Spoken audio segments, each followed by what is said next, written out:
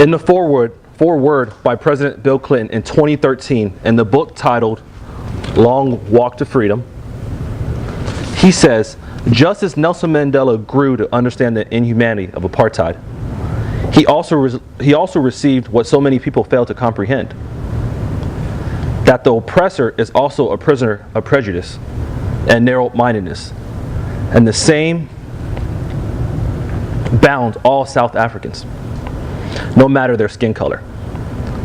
Mr. Toastmaster, fellow Toastmasters, Nelson Mandela. I know when we hear his name, we don't always know what to necessarily think of him. Leader, revolutionist, game changer. All the words that come up, just depending on who you ask. Nelson Mandela was born in July of 1918 in South Africa. He had a vision. He had a vision that blacks and whites will be one. However, not everybody agreed with him. And he was so passionate about his beliefs that he joined what is known as the African National Congress, ANC.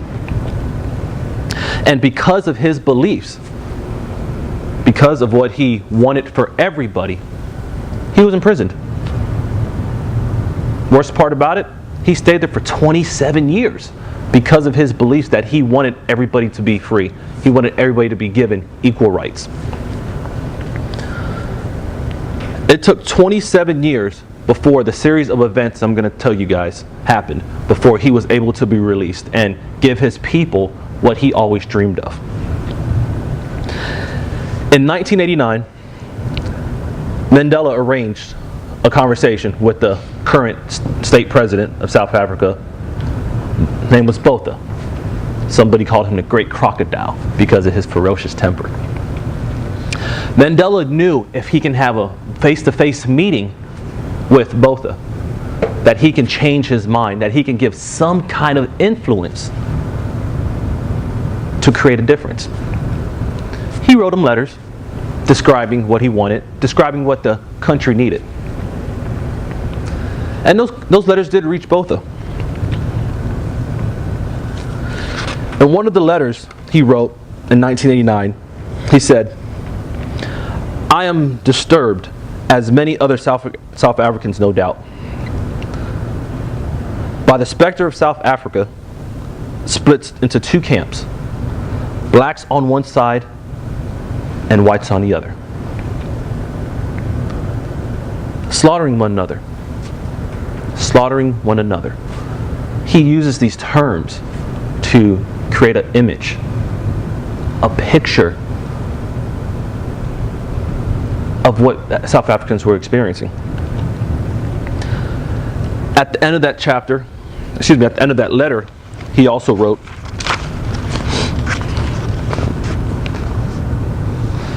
two political issues will need to be addressed. Firstly, the demand for majority rule in a unitary state. Secondly, the concern of white Southern Africa over this demand, as well as the insistence of whites on structural guarantees that majority rule will not mean domination of the white minority by blacks. The most crucial task which will face the government and the ANC will be to reconcile these two positions. He added, I must point out that the move I have taken provides you with the opportunity to overcome the current deadlock and to normalize the country's political situation. I hope you will seize it without delay.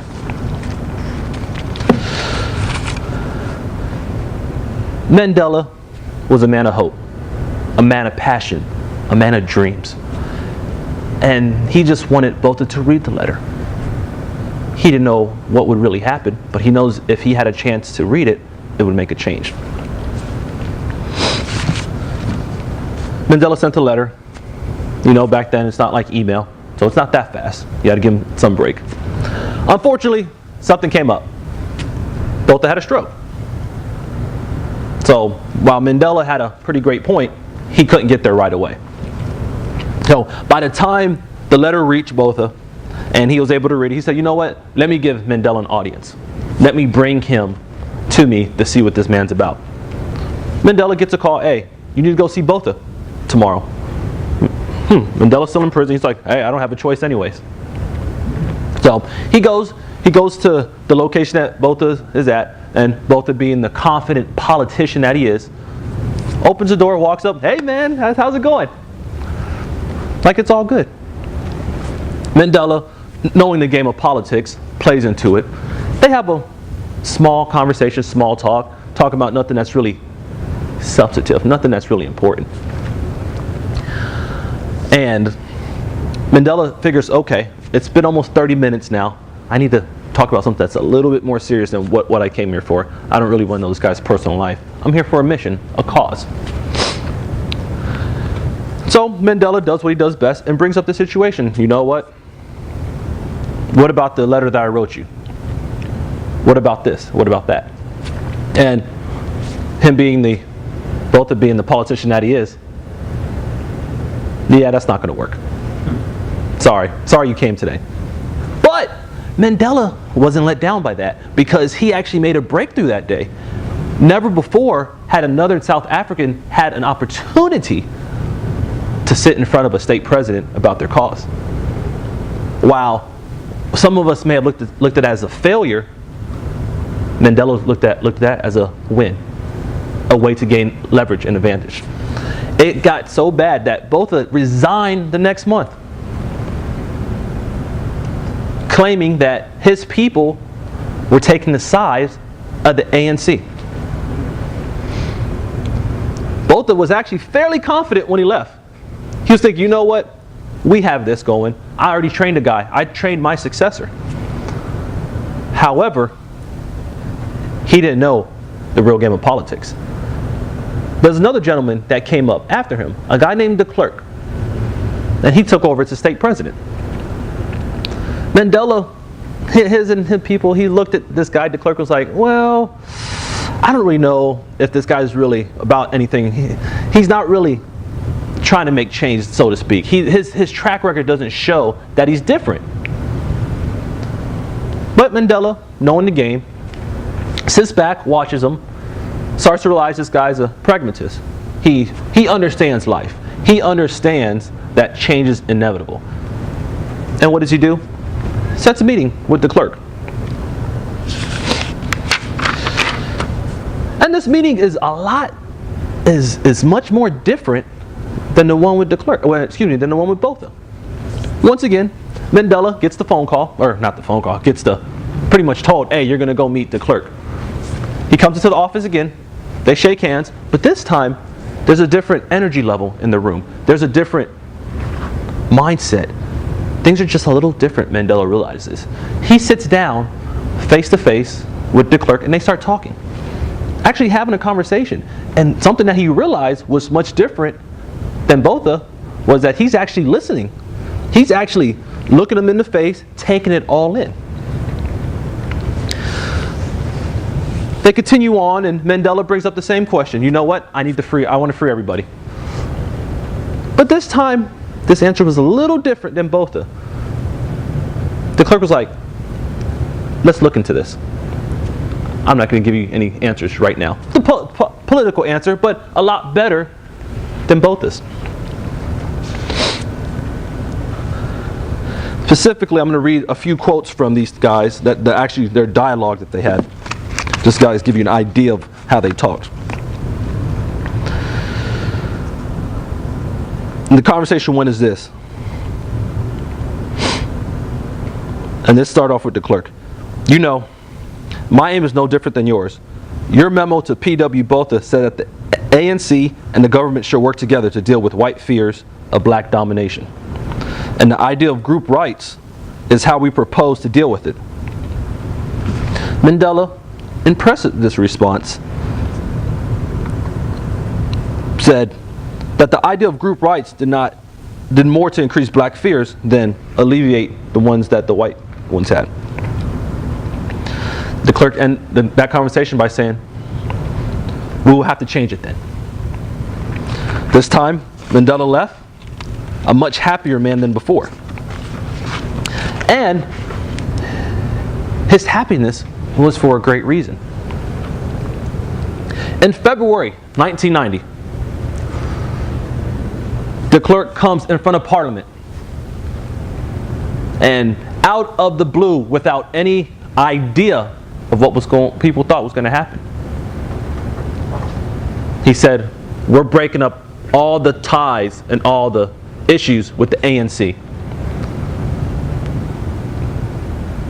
We're freeing all these people that were held captive because of their beliefs, and we're going to figure out how to make this country right, how we're going to make this state right. That was de Klerk. Mandela is ecstatic, but Mandela didn't hear his name on the releases. Not yet. 7 days later, Mandela's notified once again. You need to go see de Klerk. And this time, Mandela doesn't really know what to expect. He hasn't heard anything about his release. He's noticed his partners and the people he worked with, they've been released, but not him. He goes into the office once again. This time de Klerk's happy. He has a win. He's made a change for the country, for the state. They're sitting there talking, and de Klerk does exactly what Mandela said. He says, you're going to be a free man. And how does Mandela respond? I need 7 days before you release me. De Klerk looks, I just told you you're going to be a free man. What are you talking about? And I need to release you tomorrow. Mandela responds, I cannot leave because I have friends and family I need to arrange with. De Klerk, hold that thought, I'll be back. De Klerk goes, talks with his people for 10, 15 minutes, comes back in. Yeah, you got to get out tomorrow. This decision's already made. Mandela's like, well, I know it's made, but I need something. You just can't release me wherever you want. I need to go somewhere. I have a particular place I have to go to. De Klerk, once again, mind you, this is a politician, the head of state, negotiating. He's like, all right, give me a minute. Goes back out, another 10 to 15 minutes. Comes back, whew, exhausted. All right, this is what we're going to do, Mandela. You're getting out tomorrow, no matter what you say. But I'm going to make a compromise. I'm going to let you go to the city you want to go in. So what ended up happening? A win-win in that case. Mandela gets out, and I think history writes itself at that point. He comes out, president of the ANC, eventually president of that part of South Africa. And what did he really do? He sacrificed 27 years of his life. 27 years of freedom for other people, for their civil rights, just because he wanted to see blacks and whites united in South Africa. My question to end this story tonight, this series of events, this speech is, what are you willing to sacrifice for the greater good?